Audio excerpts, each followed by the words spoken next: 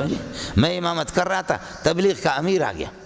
جب پٹھان اور مہاجروں کی لڑائی تھی 84-85 کی، جو کراچی کی آگ جلے، سمجھ رہی ہے کہ نہیں ہے؟ کہنے والے سب کچھ آسان ہے، لیکن مہر لگی زبان مولویوں کے، کسی مولوی نے نہیں بولا۔ مولانا نورانی نے اس قومیت کے خلاف، مہاجر تھا، اردو بولنے والا تھا، نورانی کے گھر کا گھیراؤ کیا، اللہ آپ کا بھلا کرے، MQM نے فائرنگ کی، لیکن مولانا نورانی پھر بھی حق بتاتے رہے۔ آپ کے دیوبندی سم بکم عمی فہم لا یعقلون، سمجھ رہی ہے کہ نہیں؟ ادھر نورانی تھا اور ادھر سے جامع فاروقی میں مجھے مقرر کیا تھا، پاگل کے گلے میں گھنٹی باندھو، سمجھیے؟ میں درس دیتا تھا، اللہ آپ کا بھلا کرے، قومیت کے خلاف، سمجھے؟ پٹھان علماء کہتے تھے مہاجروں کو مارو اور ان کو غلام بناؤ، ان کی عورتوں کو لونڈی بناؤ، ان کا مال غنیمت ہے۔ بڑے بڑے محدثین پٹھان یہ کہتے تھے، اور مہاجر کہتے تھے کہ یہ پکے کافر ہے پٹھان، ان کو مارو۔ ٹال کے اندر اللہ آپ کا بھلا کریے کہ کیا ہے، ٹال تھی ہمارے قریب 5 نمبر میں، ہم 4 نمبر میں رہتے تھے۔ ٹال میں پشین کے تھے، وہاں خیبر پختون کے کہاں تھے، پٹھان تھے غریب، ان کے شکر بیوی بچے ان کے نہیں تھے، 5-6 بندے تھے، بڑا ٹال تھا، اللہ آپ کا بھلا کرے، لکڑیوں کی ٹال، سمجھے؟ اور وہاں جب یہ گئے ان کو قتل کرنے کے لیے، انہوں نے قرآن سامنے لیا کہ ہمارا اللہ واسطے کوئی پٹھانوں کے شاہی پتہ نہیں، شاہی کیا، شاہ سید کیا، شاہی سید، وہ شاہی سید ہمارا اس سے کوئی تعلق نہیں ہے، ہم تو صرف یہ لکڑی بیچنے والے، خدا واسطے ہمیں چھوڑ دو، سمجھے؟ انہوں نے کیا کر دیا، لوگوں نے قرآن کو جلایا، اور اس ٹال کو اللہ کا بھلا کرے آگ لگا دی، قرآن کو بھی جلایا، وہ پٹھانوں کی بھی راکھ ہو گئے۔ روتے تو رہے ہمارے مولوی سارے، روتے رہے، لیکن کرو نہ کچھ۔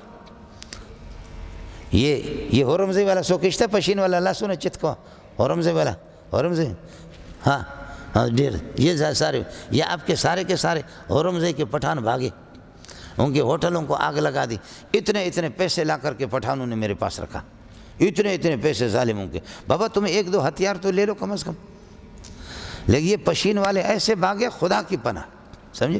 پشین والے، مسلم باغ والے، چمن والے دنیا کے مالدار انسان ہیں، پورے پاکستان میں سب سے مالدار ہیں، لیکن اس قسم کے بزدل ہے کہ ان سے ہمت نہیں ہوئی۔ جتنی جنگ لڑی ہے خیبر پختون کے پٹھانوں نے لڑی ہے، یہاں جتنے جنگ لڑی خیبر پختون والوں نے، اور خیبر پختون والے ایسے کنگلے کہ خدا کی پناہ۔ نتیجہ یہ نکلا کہ کنگلا ہی جنگ لڑتا ہے،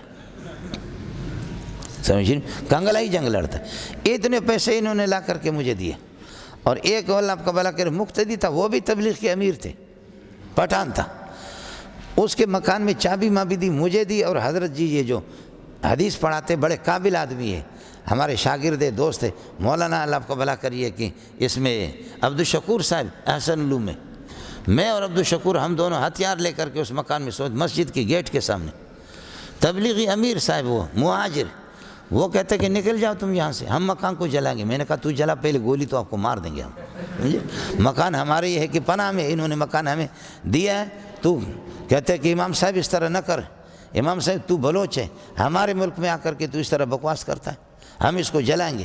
میں نے کہا جلا دینا، کچھ بھی ہم اس کے اندر اوپر نیچے سے آگ لگے گی اور اوپر سے گولی تجھ پہ برسائیں گے، تجھے تو نہیں چھوڑیں گے، تو کر لے جو کچھ کر لے، سمجھے؟ اب آپ یہ دیکھو نا کہ آ کر کے کیا کہہ رہے ہیں، یہ اس لیے قرآن میرے سامنے تو جھوٹ بولنے کی مجھے اس کی وہ نہیں ہے، یہ لوگوں کی جو چلے بھی لگائے، سال بھی لگائے، آ کر حضرت جی کو کہہ رہے ہیں کہ یہاں اردو بولنے والا امام ہونا چاہیے، یہ کوئی بلوچ ہے، چرواہا ہے، اس کو کیوں امام رکھا، اردو بولنے والا ہو۔ اور ظاہر ہے کہ چرواہے کا بیٹا بھی ہے، غریب کا بیٹا، خانہ بدوش کا بیٹا، کسی سرمایہ دار کا بیٹا اردو بولنے والی ہے، ملک اردو بولنے والوں کا۔ حضرت نے فرمایا کہ بالکل میں بھی یہی چاہتا ہوں کہ یہ نہ ہو، آپ ہی کا کوئی مجھے دے دو، کوئی ایسا امام تو دے دو۔